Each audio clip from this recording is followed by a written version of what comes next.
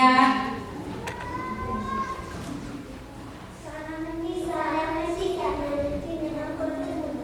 പിന്നെന്താ എല്ലാവർക്കും ഉണ്ടല്ലോ അപ്പ.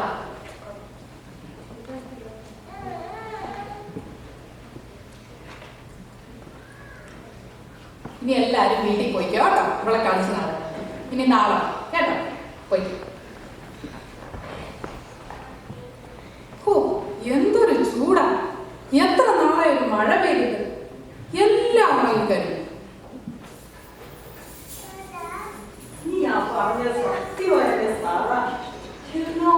ചൂടല്ലേ ഈ കണക്കിൽ അങ്ങോട്ട് പോവാണെങ്കിൽ ഇനി വരണം ഒരു മഴ പെയ്യുന്നു.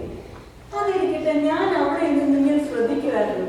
എന്തോ ഒരു സന്തോഷമുണ്ടല്ലോ. എന്താ പറ?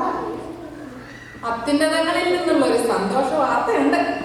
ഓഹോ, അപ്പൊ സ്വർഗത്തിലുള്ള പുണ്യതമോ അല്ല? അതെ, കേട്ടിട്ടെ പറയുന്നേ. ധൃതി വിളിക്കാതെ എല്ലാരും വരട്ടെ. എന്നിട്ട് എല്ലാരും വരുന്നുണ്ട്, ഞാൻ ശ്രദ്ധിക്കുന്നുണ്ടായിരുന്നു.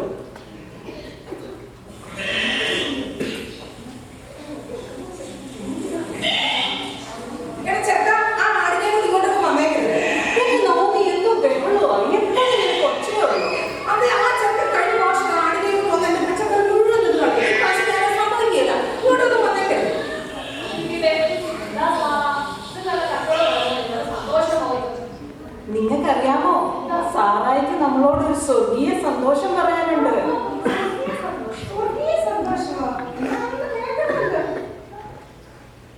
നീയോ എഫ്രാത്തെ, നീ യഹൂദ സഹസ്രങ്ങളിൽ ചെറുതായിരുന്നാലും ഇസ്രായേൽ ഗൃഹത്തിന് അധിപതിയായിരിക്കുന്നവൻ എനിക്ക് നിന്നിൽ നിന്ന് ഉത്ഭവിച്ചു വരും. അവന്റെ ഉത്ഭവം പണ്ടേയുള്ളതും പുരാതനമായിട്ടും തന്നെ. വചനോ വചനോ? എന്താ സാറ് നീ വചനം പറഞ്ഞ് കളിക്കുകയാണോ? കാര്യം എന്താണെന്ന് തെളിച്ച് പറഞ്ഞു. അതെ, നമ്മുടെ മേരി ഗർഭിണിയാ. അയ്യോ, നിന്റെ അബദ്ധത്തിൽ മുറിച്ചോ? അതെ, കഴിഞ്ഞിട്ടില്ലല്ലോ.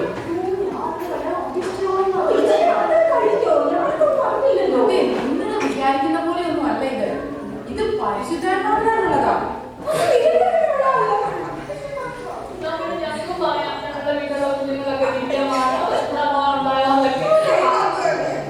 അതിരിക്കട്ടെ, ഇതങ്ങനൊന്നും കളിയാക്കി കളയാനുള്ളതല്ല. നിങ്ങൾക്കറിയാമോ, നമ്മുടെ ആ മേരി ഉണ്ടല്ലോ, അവള് ദാവീദിന്റെ ഗോത്രക്കാരിയാ. വായിച്ചിട്ടില്ലേ യേശയ്യാവിന്റെ പ്രവചനം? അതുകൊണ്ട് കന്യക ഗർഭിണിയായി ഒരു മകനെ പ്രസവിക്കും, അവന് ഇമ്മാനുവേൽ എന്ന് പേർ വിളിക്കും.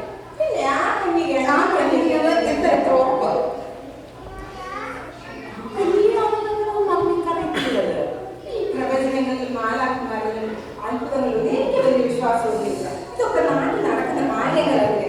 ഇങ്ങനെ വന്നു പോയി ഒക്കെ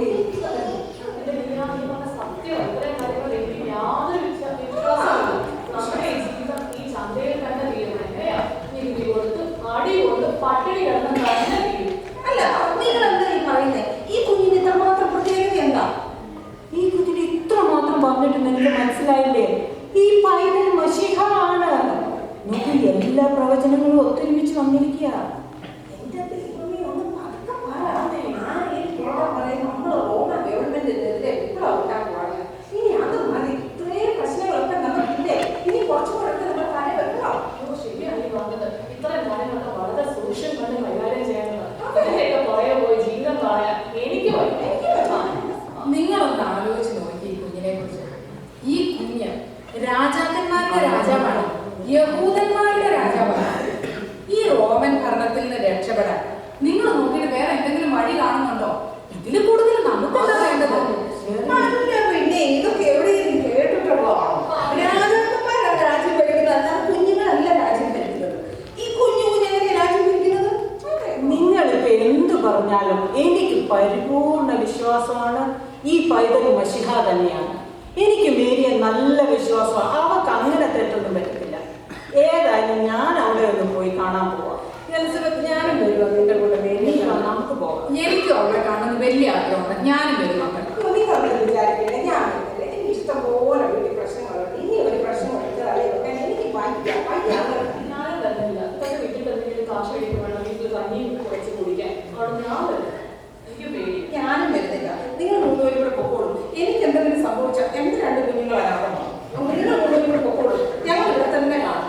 എന്നാ സാറാ റൂട്ട് നമുക്ക് പോവാം. ഏതായാലും ഈ ചന്തയിൽ ഇനി ഒരു കച്ചവടവും നടക്കത്തില്ല. നമുക്ക് പോയിട്ട് വരാം.